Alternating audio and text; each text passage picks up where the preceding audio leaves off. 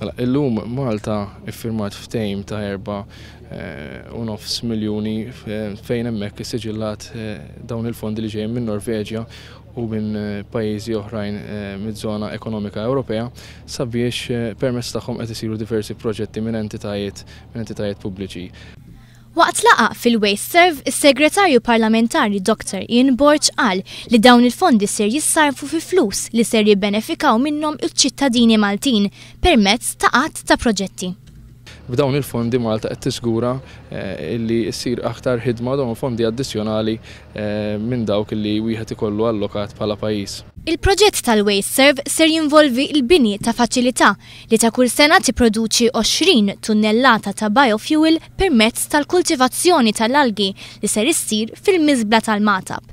It-tieni proġett għandu lan li persuni minorenni ikollhom faċilità korrettiva speċjalizzata għalihom lil mill-faċilità korrettiva ta' Kordin.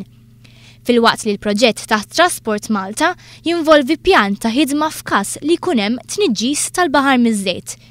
Permezz ta' dawn il-fondi il-kunsilli lokali ser ikunu jistgħu jipprovdu wkoll iċ-ċittadini b'servizz ta' kwalità aħjar.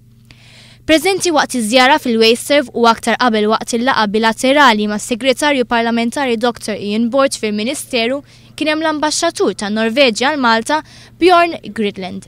We wanted to come out today to see that the money is spent in a proper way, which it looks that they are.